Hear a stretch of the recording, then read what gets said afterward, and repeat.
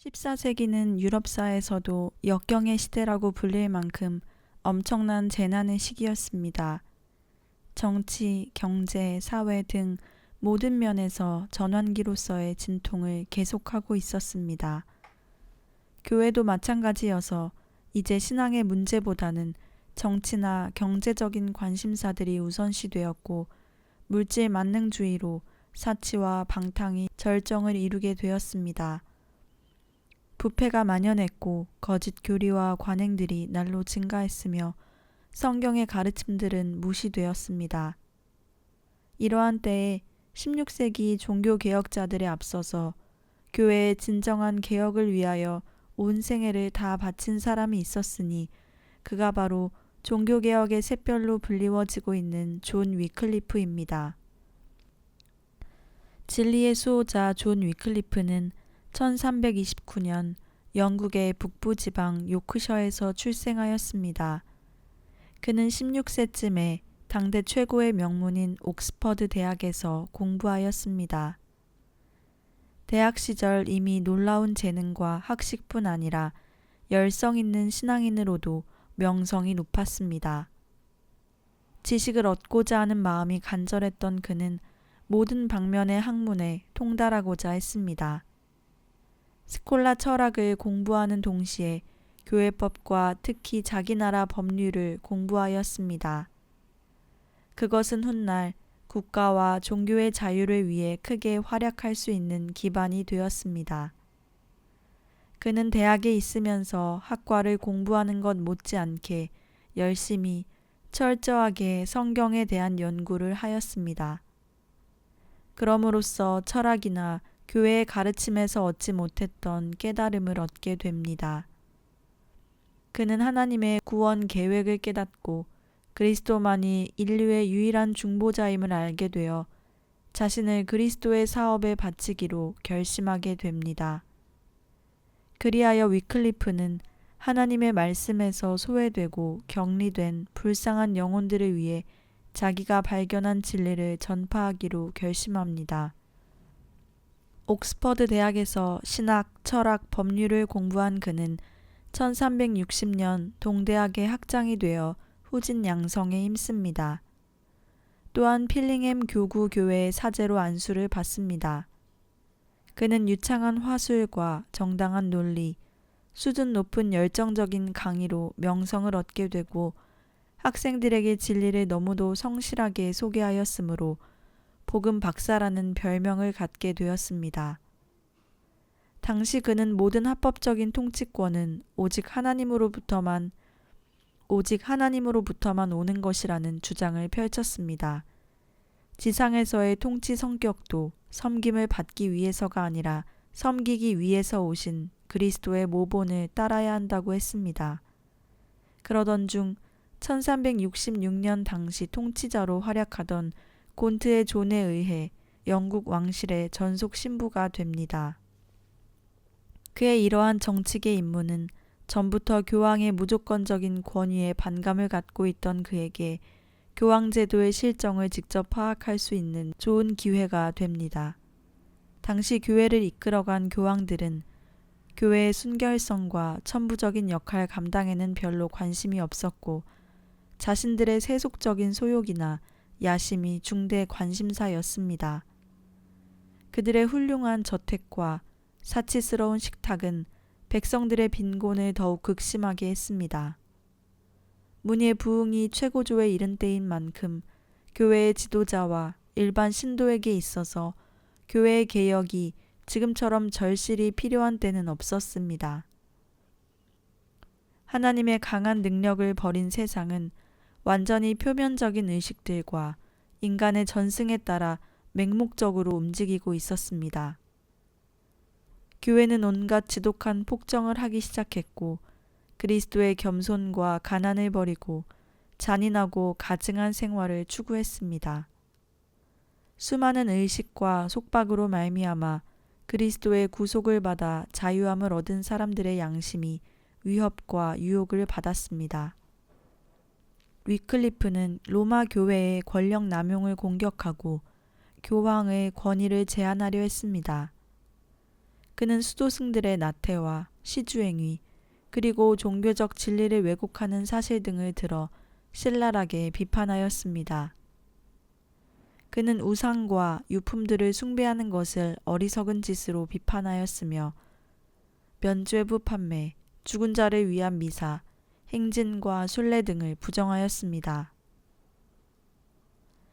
그것은 중세 교회에 대한 치명적인 도전이었습니다. 사실 그는 고의적으로 로마 교회에 반대하고자 한 것이 아닙니다. 그러나 진리에 투신하게 되자 필연적으로 거짓과 싸우지 않을 수 없었습니다. 로마 교황권의 오류가 분명해질수록 더욱 열렬하게 성경의 교훈을 설명하였습니다. 위클리프는 로마 교회가 사람의 유전을 받아들이기 위하여 하나님의 말씀을 버리는 것을 보고 성경을 저버린 신부들을 담대하게 질책하였습니다. 그리고 성경을 백성들에게 돌려줄 것과 성경의 권위를 교회 안에서 다시 한번 확립시킬 것을 요구하였습니다. 해박한 성경 지식과 성실하고 청빈한 그의 삶은 로마 교회의 불법을 목격한 많은 사람들의 존경과 신뢰를 얻기에 충분했습니다. 이렇게 위클리프가 프랑스, 이탈리아, 스페인 등으로 그의 깨달음을 전파하며 다니자 로마 교황은 대노하여 1377년 성 바울 교회에 있는 런던 감독의 법정 앞에 그를 소환했으나 왕실의 보호로 무산되었습니다. 그 후로 그는 정치적인 무대에서 물러나 신학 연구와 저술에 몰두하였습니다. 위클리프는 일반 백성들의 무지와 영적인 맹목성을 불쌍히 여겨 롤라드라는 청빈한 순회 전도단을 조직하여 각처로 파송하여 일반 백성들에게 자신의 가르침을 전하게 했습니다. 그들은 국내뿐 아니라 외국에까지도 가서 그의 가르침을 전파했습니다. 그들 사역의 결과로 많은 사람들이 신자가 되었습니다. 그러나 영국의 국왕들과 로마 교황은 그들을 이단으로 정죄하였으며 영국 역사상 최초로 복음의 사도들에 대하여 화형 선고를 내렸습니다. 순교자가 계속하여 뒤를 이었습니다. 그들은 교회의 원수요, 국가의 반역자로 누명을 쓰고 추격을 당하면서도 복음을 전하는 일을 그치지 않았습니다. 그들은 진리를 수호하기 위해 또한 하나님의 복음 사업을 위해 자신들의 생명까지 걸고 헌신하였습니다. 종교개혁 이전에는 아주 적은 수의 성경밖에 없어서 사람들이 하나님의 음성을 들을 수 있는 기회가 특히 드물었습니다. 당시 로마 교회는 벌게이트 역이라고 불리는 라틴어 성경만을 사용하였기에 일반인들은 성경을 읽을 수 없었습니다. 그것을 안타깝게 여긴 위클리프는 그들에게 직접 그리스도를 만나게 해주고자 영어로 성경 번역할 것을 결심하게 됩니다. 그는 오류와 미신의 쇠사슬을 끊어버리고 오랫동안 속박되어 있는 사람들이 자유를 얻기를 원했습니다. 그는 누구라도 쉽게 성경을 볼 수 있어서 하나님을 알게 하는 것이 그의 목표이자 계획이었습니다. 당시는 인쇄술이 발달되지 않아 성경을 일일이 손으로 필사하였습니다. 보통 한 권의 성경을 필사하는 데는 10달 정도 걸렸습니다. 그럼에도 드디어 그의 소원대로 최초의 영어 성경이 나오게 되어 영국 국민에게 소개되었습니다. 그는 결코 꺼질 수 없는 빛을 영국 국민의 손에 쥐어주었습니다. 그로 인해 흑암의 시대는 지나가고 여명의 빛이 세상에 비추이기 시작했습니다. 14세기 이래 각 시대를 통하여 생명수처럼 흘러내린 축복의 근원은 바로 성경이었습니다.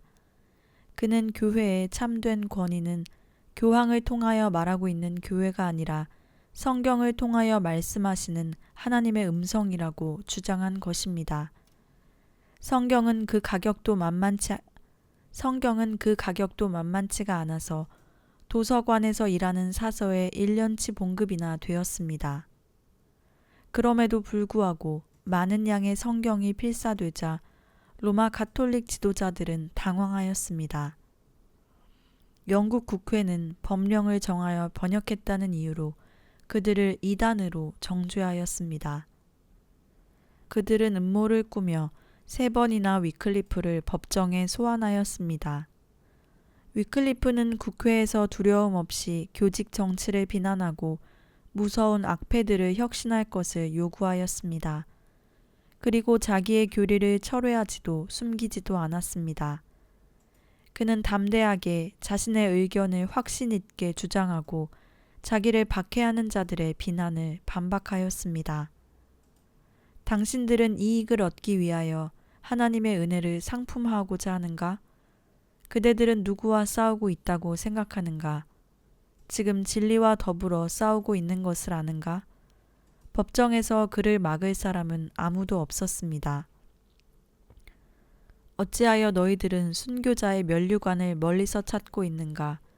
그리스도의 복음을 저 교만한 주교들에게 전하라. 그리하면 순교는 틀림없이 오고 말 것이다.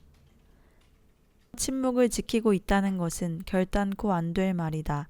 그 후 그는 온 생애를 통하여 날마다 생명의 위협을 무릅쓰고 담대히 진리를 옹호하였습니다.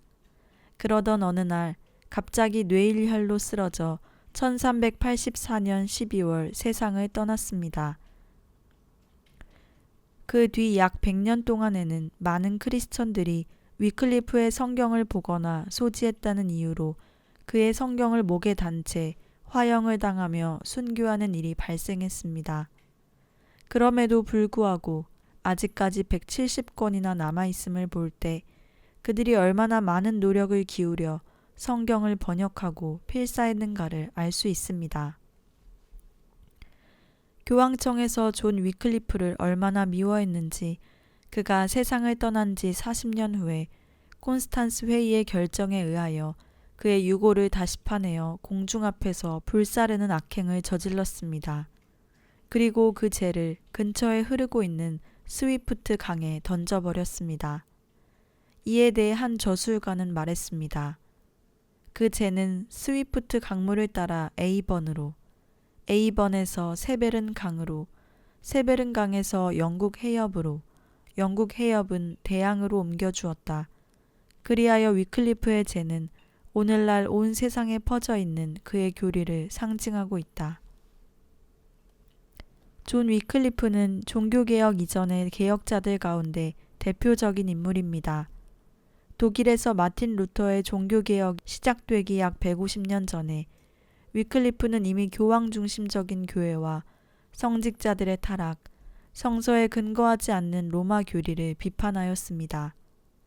그의 해박한 지식, 명석한 사고력, 진리를 주장할 때 보여준 확신, 그리고 진리를 옹호하기 위한 담력 등은 그보다 후에 나타난 사람들 중에서도 그와 필적할 사람이 별로 없습니다. 그가 살던 시대에는 지적으로 목매하고 도덕적으로 부패한 시대였지만은 이 최초의 개혁자는 순결한 생애와 근면한 성경 연구 활동, 돈과 권력에 매수되지 않는 청렴함으로 그리스도의 복음 사업에 커다란 영향을 끼쳤습니다. 그는 실제론적인 비판가이며 변증가입니다. 그의 사상은 100년을 지나는 동안 체코의 후스에게 전달되었고 후스는 루터에게 영향을 끼쳤습니다. 사실 위대한 종교개혁을 이룬 루터의 업적은 이러한 초대 개혁자들의 밑거름이 있었기 때문입니다.